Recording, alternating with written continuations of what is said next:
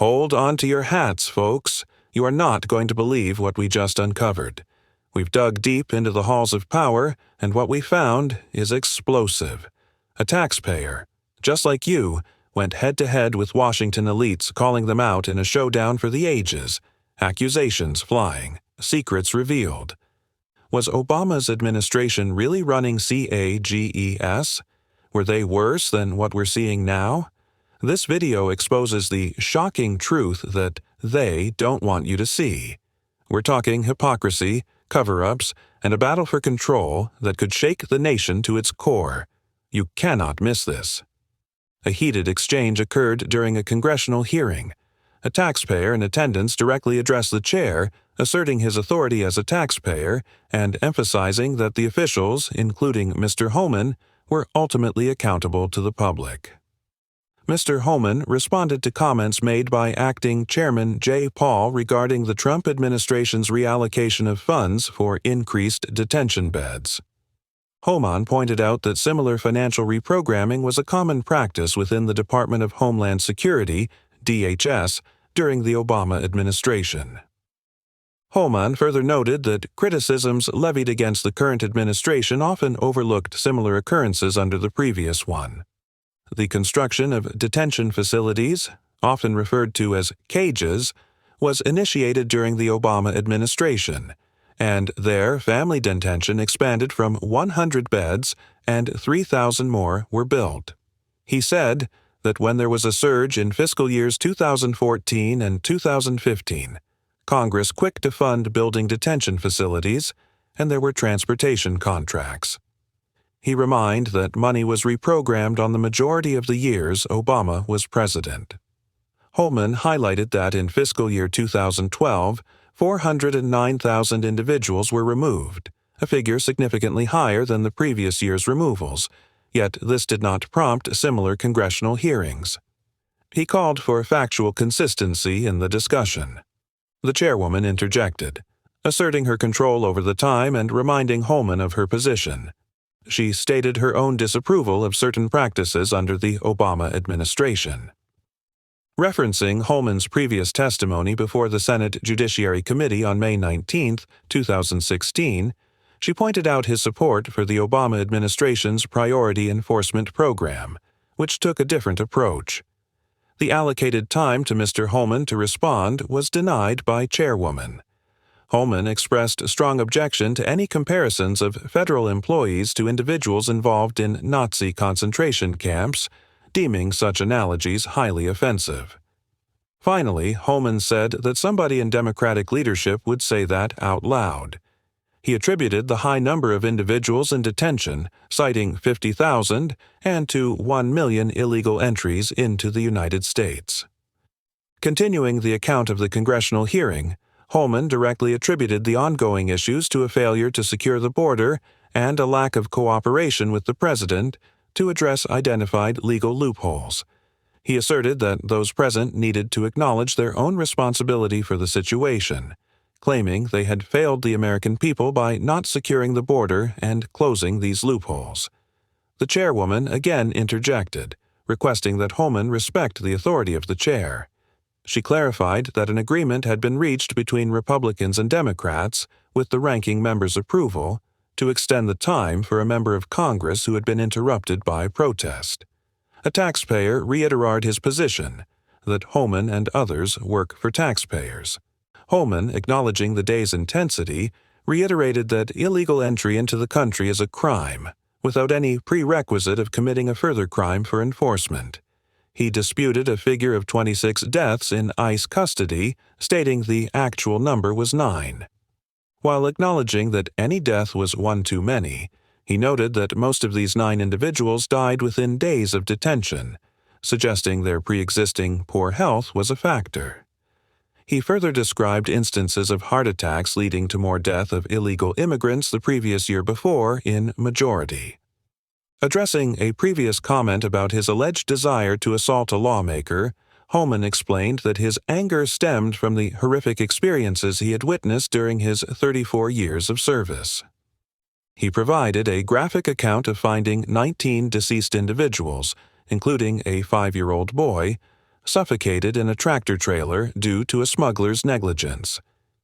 He described having seen it and the profound impact of witnessing this tragedy, especially given he had a 5-year-old child at the time.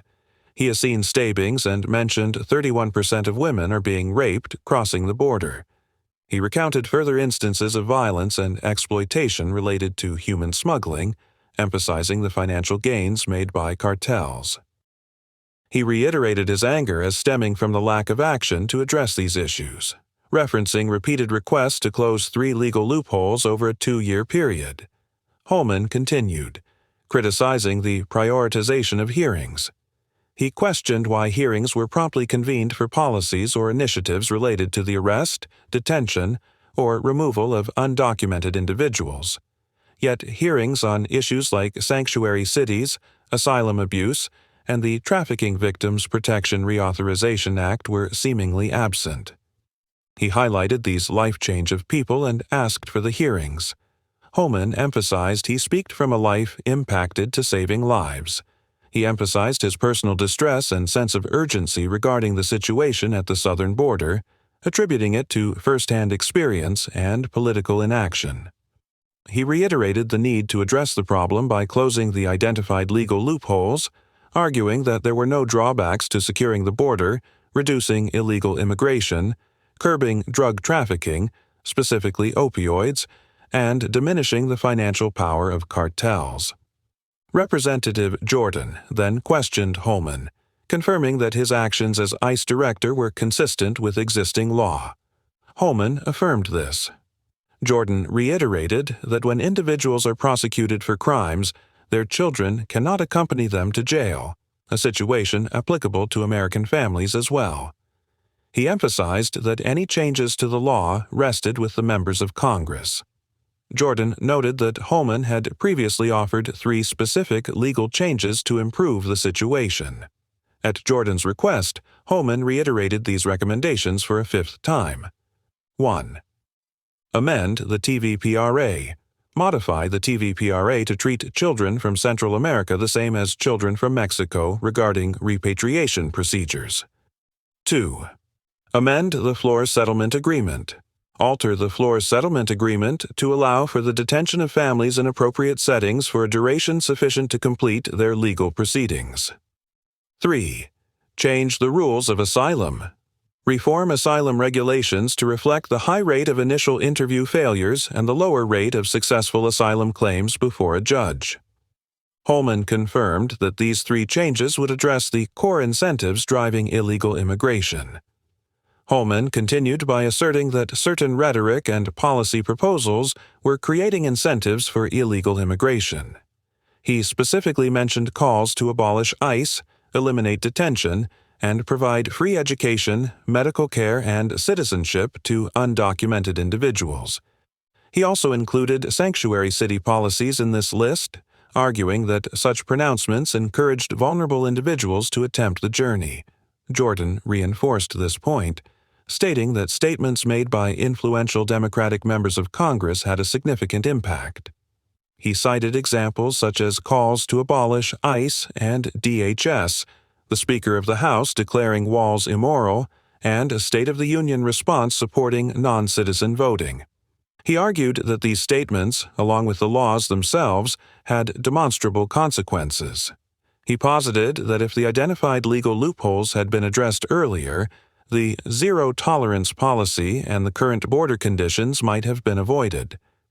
Jordan characterized the situation as a crisis that the administration had requested help with, only to be met with Democratic claims that it was manufactured or fake. He argued that as the crisis worsened, Democrats shifted blame to the administration for a situation they had partly created through their rhetoric and inaction on legal changes. Turning to Inspector General I.G. Costello, Jordan referenced her team's investigation of the border situation. He highlighted the IG's findings, which raised some concerns but also acknowledged that agents were, in Costello's words, doing their level best. Costello confirmed that this was the experience of her inspectors. Jordan pressed Costello on the cause of the issues, which she was reportedly still trying to ascertain. He asserted that the cause was evident. a dramatic increase in apprehensions and inadmissible individuals at the border. He provided figures, noting 60,000 encounters in October of the previous year and a surge to 144,000 in May of the current year, demonstrating the cause. Jordan continued, asserting that the influx of individuals was a direct result of statements made by the opposing side and the failure to amend three fundamental aspects of the law. He suggested that constructing a border security wall, despite the Speaker of the House's characterization of such structures as immoral, would be a beneficial measure. This aligned with what the American people voted and President to do. Holman concurred, stating unequivocally that in every location where a border barrier had been erected, illegal immigration had decreased. Jordan linked this to the tragic incidents highlighted throughout the week's committee hearings, including the death of a young girl. He argued that implementing Holman's proposed changes could help prevent similar tragedies. Holman agreed, stating response, and requested 30 seconds to address the issue.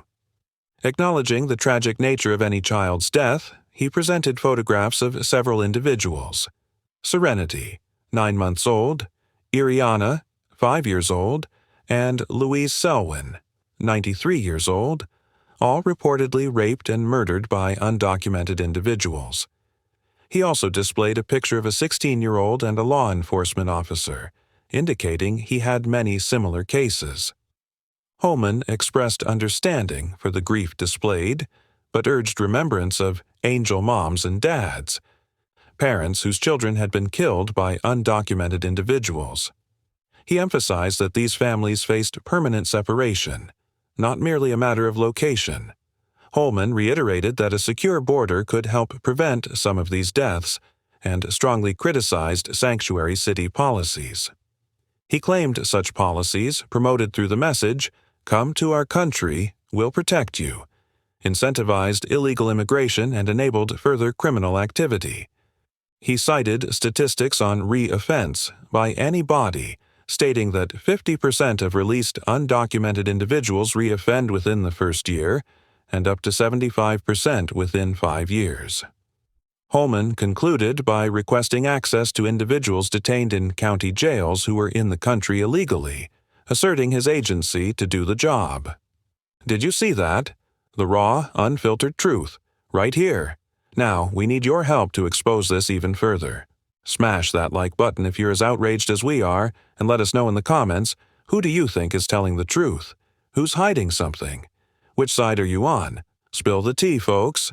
And don't forget, for more bombshell reports that the mainstream media is terrified of, hit that subscribe button and head over to our channel. We've got a whole library of investigations that will blow your mind. Don't be a sheep, be informed. The truth is waiting.